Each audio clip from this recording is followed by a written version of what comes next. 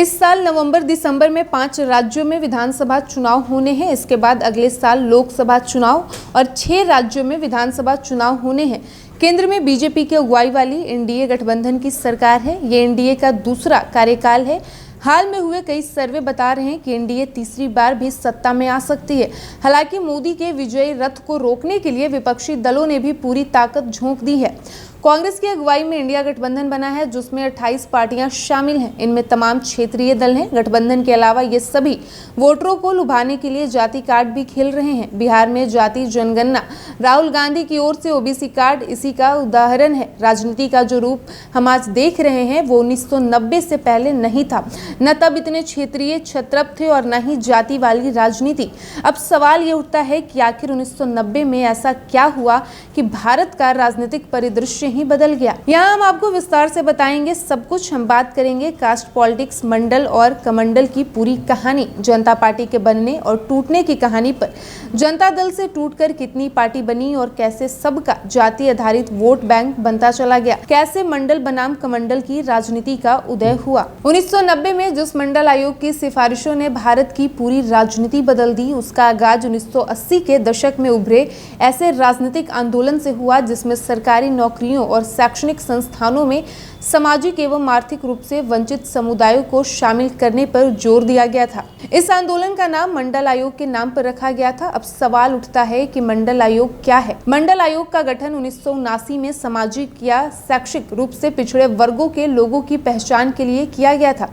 इसकी अध्यक्षता बीपी मंडल ने की थी। आयोग ने 1980 में अपनी रिपोर्ट सरकार को दी। 1990 में प्रधानमंत्री वीपी सिंह ने मंडल आयोग की सिफारिशों को लागू कर दिया। इस आयोग ने मुख्य रूप से ओबीसी को सार्वजनिक क्षेत्र और सरकारी नौकरियों में 27% आरक्षण देने की सिफारिश की थी। इसके लागू होते ही देश में हंगामा खड़ा हो गया, जगह जगह प्रदर्शन होने लगे। यहीं से राजनीति में बदलाव का दौर शुरू हुआ। मंडल आयोग की सिफारिशों को लागू करने वाले वीपी सिंह कांग्रेस के नेता थे, लेकिन बाद में राजीव गांधी से अलग हो गए। 1989 के लोकसभा चुनाव में ये कांग्रेस से अलग हो गए और अलग अलग दलों के समर्थन से केंद्र में सरकार बना ली। इन्होंने जिन दलों से समर्थन लिया था उसमें भारतीय जनता पार्टी भी शामिल थी। प्रधानमंत्री बनने के कुछ महीने बाद ही 1990 में इन्होंने मंडल आयोग की सिफारिशें लागू कर दी। वीपी सिंह के खिलाफ देश भर में प्रदर्शन हुए। आंदोलन की वजह से वीपी सिंह की सरकार गिर गई, पर वीपी सिंह के इस फैसले ने अलग अलग राज्यों में ओबीसी और क्षेत्रीय नेताओं का उभार ला दिया।